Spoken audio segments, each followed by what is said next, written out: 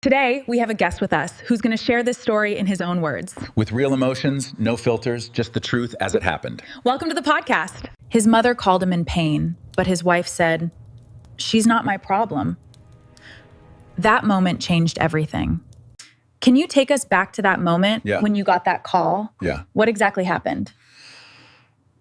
My name is Wesley. The very first time I ever made a call in a moment of panic, I called my mother. And years later, when she found herself in trouble, I was the one she called. That's not random. That's what a lifetime of quiet love builds, something steady, something dependable, something that doesn't hesitate. My mother, Rebecca Watson, wasn't a complicated person. She didn't need to be. She was the kind of woman who showed up every time, without fail. Every little league game, sitting in the same folding chair she carried herself. Every school day, packing my lunch long after I pretended I didn't need it anymore. Every late night, waiting in the living room, not to lecture me, but because she couldn't rest until she knew I made it home safe. That was her version of love. Not loud, not dramatic, just consistent. She never kept score. She never made announcements about sacrifices. She just did what needed to be done. When my father passed away 12 years ago, one of those gray November mornings, that changes how you see an entire season, she didn't crumble. She carried herself with quiet strength, sold a car to cover expenses without even mentioning it to me until it was already handled, managed the house on her own, and somehow, every Sunday, there was still a warm meal ready for whoever walked through the door. Not once, not a single time did she call me to say she was struggling. So, when she called me that Wednesday morning at exactly 7:42 and said her chest didn't feel right, I didn't stop to think. I didn't weigh options or hesitate. A lifetime of being loved like that doesn't create hesitation. It creates action. What it doesn't prepare you for is when someone stands in your way. Let me explain. My name is Wesley Watson. I'm 53 years old. I coach youth baseball on weekends, and for a long time, I believed that avoiding conflict meant I had a peaceful marriage. Turns out, that's not the same thing. That morning, I was in the kitchen watching coffee drip slowly into the pot. Like even it didn't want the day to begin. My phone buzzed on the counter. "Mom," I answered immediately. Wesley, her voice was different, weak. That wasn't her. This was a woman who had handled loss, hardship, even surgery, without asking anyone for help. Weak wasn't in her vocabulary. "Mom, what's wrong?" I didn't want to bother you, even then. 82 years old and still worried about being a burden. It's just tight. My chest and my arm feels strange. She trailed off. "Mom, I'm coming," I said, already moving. I ended the call and stood still for exactly 3 seconds, just long enough to realize my truck was still at the mechanic. Alternator issue. Earliest pickup. Friday. Fine. Plan B. Eve's car, a silver Honda CR-V, parked outside. Full tank. She'd filled it 2 days ago. Eve was upstairs. I could hear the shower running, the same long, unhurried routine she followed every morning. I stepped to the bottom of the stairs. Eve. No response. Eve. The water shut off. A pause. "What?" She called back, not concerned, just annoyed. "I need your car. My mom's having chest pain. I need to take her to the hospital." Silence followed, but not the kind where someone is processing. The kind where the answer is already decided. She appeared at the top of the stairs half a minute later, hair wrapped in a towel, robe tied neatly, expression flat. "I can't today," she said. I blinked. "Eve, this could be serious." Her arm is going numb. "I heard you." She leaned against the frame, arms crossed. "Call an ambulance." She hates ambulances. You know that. Then call someone else. She turned slightly, already disengaging from the conversation. "I have plans tonight. Dinner with Joanne and the girls. And my whole day is packed. I'm not spending it in a hospital waiting room." For a moment, I didn't move. I just stood there, trying to process what I was hearing. "Eve," I said quietly, "this is my mother." She turned back just enough to look at me, and I'll never forget that look. There was no worrying, no hesitation. Just inconvenience. "She's your mother," she said. Not mine. Then, after a brief pause, figure it out. And just like that, she walked back into the bedroom and closed the door. No slam, no emotion, just a quiet, casual close like she'd ended a conversation about groceries. I stood there for a second longer, then I reached for my phone, because when one door closes like that, you don't argue with it, you find another way forward. I didn't waste another second standing there. I pulled out my phone and called the one person I knew wouldn't ask questions first, Clinton. Webb lived just a few houses down, retired electrician, 71, the kind of man who still believed a handshake meant something. His car was older, a bit worn, but dependable, just like him. He picked up before the second ring finished. Wes, everything all right? Clinton, I need a favor, I said, already grabbing my jacket. My mom's having chest pain, my truck's in the shop, and I can't get a ride. Can you take us to St. Francis? No pause. I'll be there in 4 minutes. That was it. No questions about timing. No hesitation. No checking his schedule. Just 4 minutes. I called my mom back.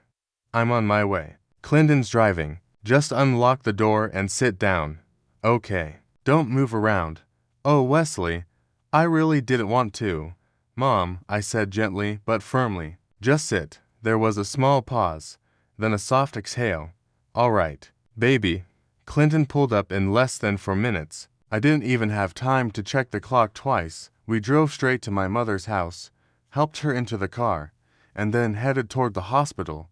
She sat in the back with me, her hand resting in mine. She'd put on her blue coat, the one she saved for proper outings. Even now, she carried herself with that same quiet dignity, like she didn't want to inconvenience the situation. I'm sorry, Clinton, she said softly. Didn't mean to pull you into all this. He waved it off without even turning his head. Wasn't doing anything important anyway. What were you watching? News, he said. Same bad stories. Different day. She let out a small chuckle, and somehow, in that moment, in the middle of fear and urgency, she still found room to be kind. I stared out the window as we drove through the morning traffic, and I felt a thing settle in my chest at the same time. Gratitude for Clinton, for showing up without needing a reason, and something colder, heavier, for Eve. I didn't name it yet. I just let it sit there. We reached the hospital a little after 8:20. The emergency room was already busy, but things moved quickly once they heard her symptoms. Within minutes, a nurse had her inside, hooked up to monitors. A doctor came in not long after, calm, steady, the kind of presence that makes you trust him immediately. We're going to run a few tests, he explained. EKG, blood work. At her age, we don't take these symptoms lightly. My mom looked at me, not scared exactly, but uncertain. Do what he says, I told her. She nodded. Then she reached up, placed her hand gently against my cheek, and said something that caught me off guard. You came. Just 2 words, but the way she said it, it wasn't casual. It was relief, like part of her hadn't been completely sure I would. That hit me harder than anything else that morning. I'll always come, I said. She gave a small smile, settled back, and let the nurses continue. After that, there was nothing to do but wait. I sat in the waiting area for nearly 3 hours. Hard chair, bright lights, a TV playing something meaningless in the background. I grabbed coffee from a vending machine, took a sip, and immediately regretted it. Still finished it anyway. Time moved slow. My phone stayed quiet. No messages from Eve. Not even a quick check. And nothing. Around 11, the doctor came back out. She's stable, he said. It wasn't a full heart attack, but it was a warning. We'll keep her for observation. Adjust a few things, but she's okay. The tension I didn't realize I was holding finally eased. Thank you, I said. He nodded. She's asking about a TV in her room. I let out a small laugh. Yeah, that sounds like her.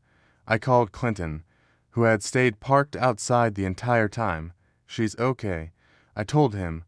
Good, he said, and he meant it. Clinton, I appreciate this. Really. There was a brief pause.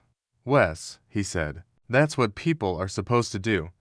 I sat with that for a second. Supposed to. I went back to sit with my mom once they moved her to a room. We passed the afternoon talking about small things, random topics, half-finished conversations, even a made-up word game she insisted on winning. And she did. Twice. At some point, just before I was about to leave, she grew quiet. Then she looked at me. Wesley, her tone had changed. Not weak anymore. Focused. Yeah, she didn't come, did she? It wasn't a question. I hesitated. She had plans, I said carefully. She held my gaze. Wesley, that was all it took. She went to dinner. I admitted. The words hung in the air between us. My mom didn't react the way most people would. No anger. No disappointment on the surface. She simply nodded once and looked toward the window. The light outside was starting to soften. Late afternoon settling in. She didn't say anything else, but something shifted in her expression. Subtle, quiet. Final. I recognized it. Even if I didn't fully understand it yet, a decision had been made. I kissed her forehead before I left. I'll be back tomorrow. She nodded, already distant in thought. Clinton drove me home again. Neither of us talked much. We didn't need to. Somewhere along the drive, watching the world pass by in silence, I came to a realization that didn't feel loud or dramatic. It felt settled. I wasn't angry anymore. That part had already passed. What I felt instead was something much simpler. I was done. The next morning came earlier than it should have.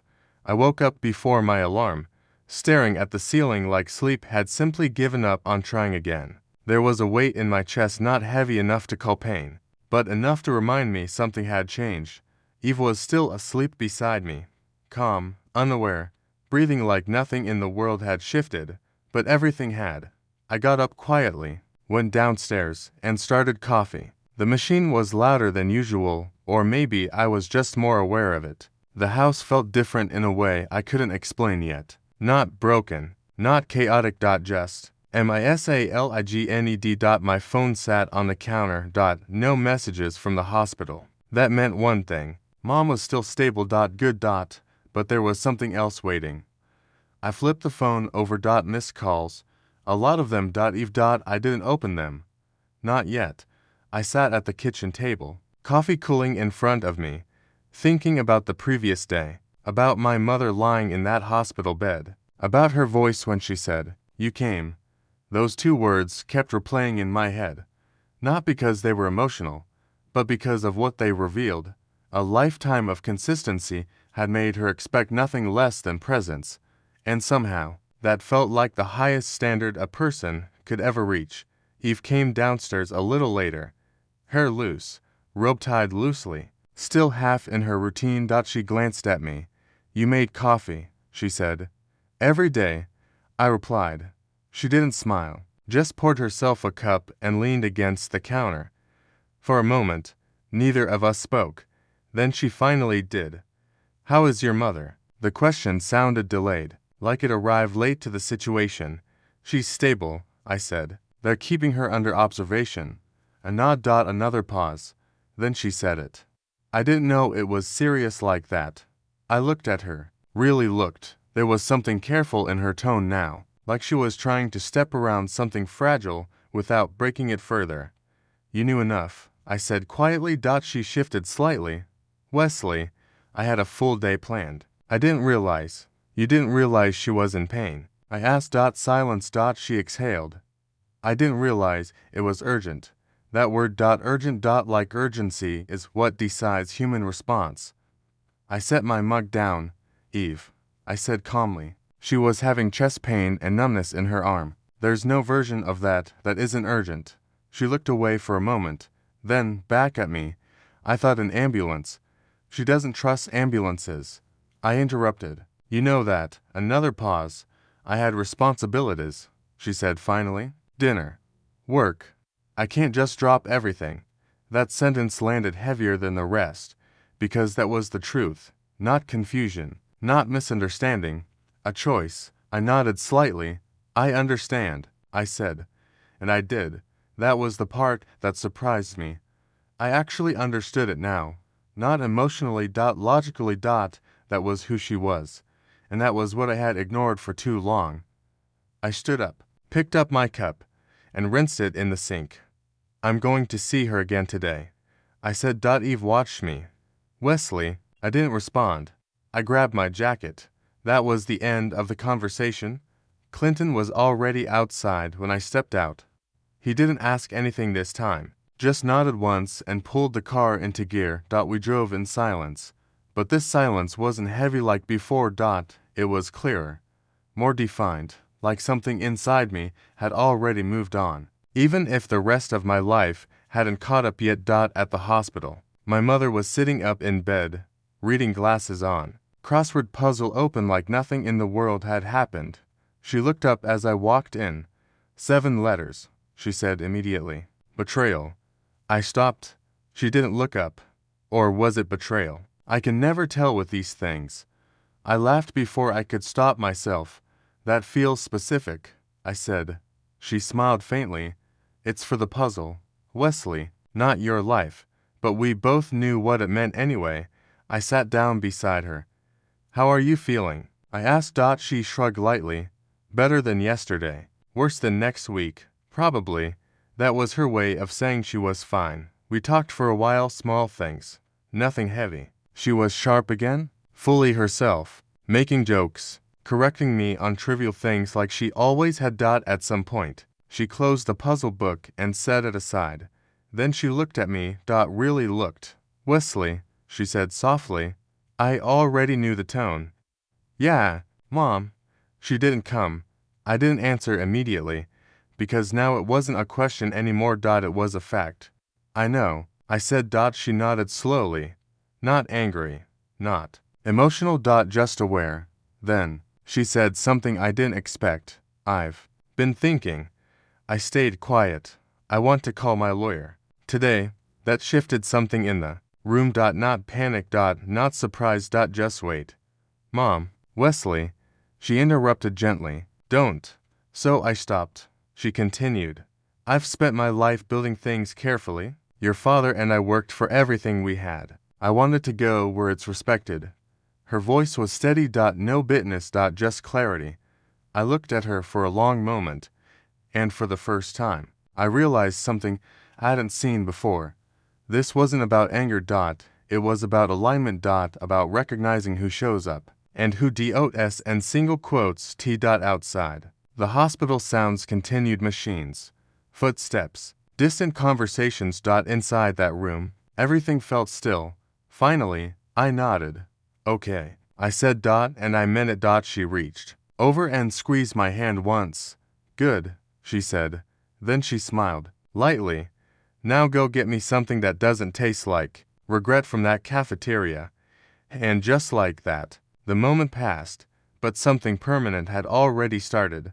The lawyer arrived just before to p.m. Mr. Paul Logan wasn't the kind of man who entered a room quickly. He moved like everything he did had already been scheduled a week in advance. Calm suit, clean posture, briefcase that looked older than half the people in the hospital waiting area. He shook my hand first, then turned to my mother with a familiar kind of respect. Double quotes Mrs. Watson. Paul, she said simply. No small talk, no warm dash up. Just straight to it. I stayed in the corner chair near the window, quiet, observing. Not because I wanted to interfere, but because I understood, even then, that I was watching something final take shape. My mother didn't hesitate. I need to revise my will, she said. No tremble in her voice, no emotional buildup, just decision. The lawyer nodded once, as if he'd expected this call eventually. Of course. What changes would you like to make? And then she began. She spoke slowly, clearly, with the kind of precision that comes from a life spent not wasting words. I won't repeat every detail. Some things don't need repeating, but I understood the structure of it as it unfolded. What was being removed. What was being redirected. What was being reassigned. Entirely. There were pauses where Mr. Logan asked clarifying questions. Legal phrasing. Confirmation. She answered each one without hesitation, and I noticed something as it went on. She wasn't emotional. She wasn't reactive. She was settled. like someone who had already made the decision long before, sitting in that room and was only now making it official. At one point, she looked at me. Just briefly. Not for approval. Not for validation. For awareness. Then she continued. When it was done, the lawyer closed his notebook, capped his pen, and leaned back slightly. "Everything is in order," he said. "I'll file the amendments today." "Thank you, Paul," she replied. Just like that. The meeting ended. No dramatic pause. No emotional release. Just completion. When he left, the room felt quieter than before. Not empty. Just decided. I stayed in my chair. My mother adjusted her pillow, as if she'd just finished something routine like paying a bill. Then she looked at me. "You're quiet," she said. "I'm thinking. That's dangerous for you," she replied lightly. I almost smiled. Almost. Instead, I said, "You didn't have to do all that today." She tilted her head slightly. "Yes, I did." There was no anger in her voice, only certainty. "I've learned something, Wesley," she continued. "People reveal themselves when things are inconvenient, not when life is easy." I didn't respond, because I knew she wasn't finished. She wasn't speaking about one moment anymore. She was speaking about pattern, about repetition, about accumulation. She folded her hands in her lap. "I don't make decisions like this quickly," she said. "I make them after I've seen enough." That word again. Enough. The room was quiet except for the faint sound of machines. I finally asked, "Are you sure about this?" She looked at me directly. "Yes." No hesitation. No softness added for comfort. Just truth. Then she added something quieter. "I'm not angry, Wesley." That surprised me. Because I thought anger would be part of it. But it wasn't, she continued. "I'm less clear. Clear." That word stayed with me longer than anything else. She reached for her water, took a small sip, then set it down carefully. "You should go home for a bit," she said. "I'm fine here." "I know," she replied. "But you've been sitting in this room long enough to forget there's a world outside it." I didn't argue, because she was right. I stood up slowly before I left. She called my name again. "Wesley." I turned back.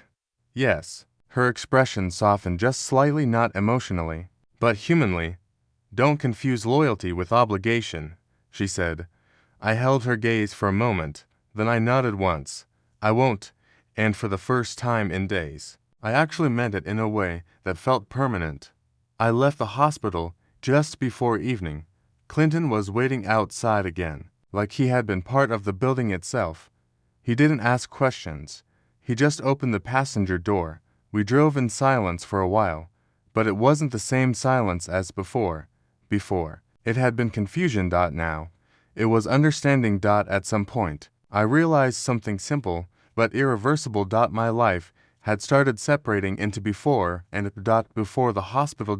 Before the call, before the decision, and whatever came next was after. We passed Blue Hills Avenue as the sky shifted toward dusk. Orange light hitting the edges of buildings like everything was being outlined more clearly than before. My phone stayed in my pocket. Still. No messages I needed to respond to immediately, and for the first time in a long time, that felt intentional, not accidental. We pulled up outside my house just as the streetlights came on. Clinton didn't say anything when I got out. He just gave a small nod, and I understood that meant, "I'm here if you need anything." I closed the car door and stood there for a moment, looking at the house. At the life I had been maintaining. At the version of normal I had been defending for years without realizing it. Then I walked inside, and everything continued quietly. Permanently changed. The house felt different when I walked in, not because anything had physically changed, but because I had. Same walls, same furniture, same quiet hum of a life that had been running on autopilot for years. But now I noticed the gaps, the places where presence used to matter more than comfort. Eve was in the living room. She was sitting forward on the couch, elbows on her knees, phone in her hand, like it had become something she couldn't put down even when she wanted to. She looked up the moment I entered, and I saw it immediately. The change, not confidence, not control. Uncertainty. Double quotes. Wesley, she said quickly, we need to talk. I closed the door behind me. Didn't answer right away. Didn't rush toward anything. Just stood there for a moment, because for the first time, I wasn't walking into a conversation I was trying to survive. I was walking into one I had already left. Emotionally, I've been calling you, she said.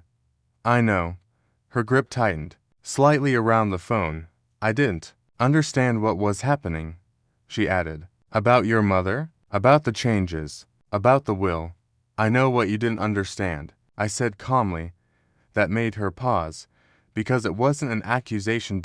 It was observation. She stood up slowly. I didn't think it was that serious, she said again, softer now. I thought she was being checked. I thought there was time. Time for what? I asked. She hesitated. To adjust things, she said carefully. To plan properly. I nodded slightly. That's interesting, I replied. She frowned. What is? That you thought there would be time to plan around it, I said. Silence. Not defensive silence. The kind where someone realizes how they sound when repeated back. She exhaled slowly. Wesley, I'm trying to understand what's happening here. I finally walked further into the room. Not toward her. Just into it. I think you already understand, I said. She shook her head slightly. No, I don't think I do. That was honest at least. I respected that. So I didn't soften anything. I didn't raise my voice, either. I just said it plainly. My mother was in a hospital bed, I said. Monitors on her chest, nurses checking her vitals, a doctor telling me her body had been warning her. I paused. And you were at dinner. Her face tightened. I didn't know it was. That's the part one keep hearing. I interrupted gently. You didn't know. You didn't think. You didn't realize. I let that sit. Then I added, at some point, not knowing stops being an excuse. Her eyes flickered. Not anger. Not yet. Something closer to fear. What about the will? She asked finally. Is that what this is really about? I looked at her for a long moment, because that question told me everything I needed to know. It's not about the will, I said. She blinked. Then what is it about? And that was the question. The real one. I took a breath. It's about pattern, I said. She stayed quiet. So I continued. It's about watching someone show you, over and over again, where they place things when it matters, and finally believing them. The room was still. Even the noise outside felt distant. Eve lowered herself back onto the couch slowly. I didn't ignore her, she said quietly. I just didn't realize the urgency. I nodded. I believe you. That surprised her. I continued anyway. But belief doesn't change impact. Silence. Again. Longer this time? Then, she asked something quieter. So, what now? That question landed differently, because it wasn't defensive anymore. It wasn't strategic. It was uncertain, and I realized she genuinely didn't know.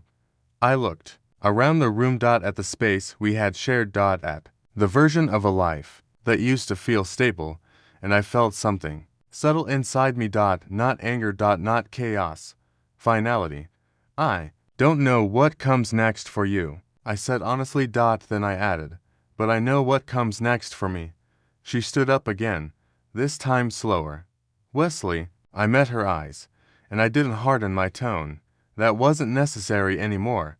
I'm going to be with my mother, I said, and I'm going to make sure she's okay. Not just medically, but in every way that matters. She swallowed, and I saw it then, the realization fully landing.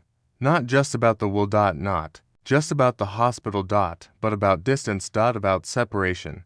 About consequences that don't announce themselves loudly but arrive quietly and permanently. You're leaving? She asked. I didn't answer immediately, because it wasn't about drama. It wasn't about punishment. It was about truth. I'm stepping back, I said finally. That was the cleanest way I could put it. Her eyes searched mine for something else.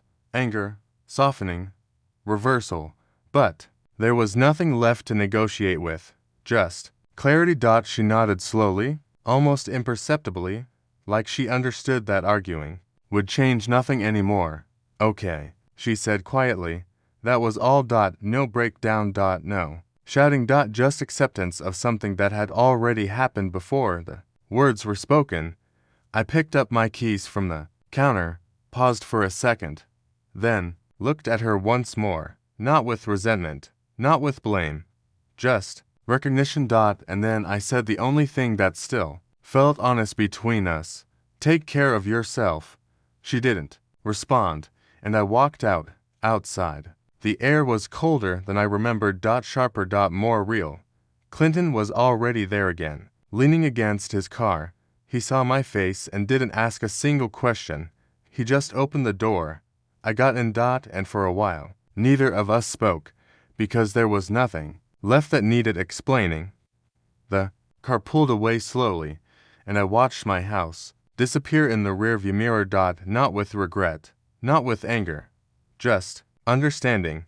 Some chapters don't end loudly. Dot. They end quietly, with someone finally choosing not to stay where they stopped being seen. Dot. And for the first time in a long time, I felt like I was finally moving forward. True colors always show up in the dark. If you've ever had a moment where everything changed in an instant, tell us your story in the comments. Thanks for watching.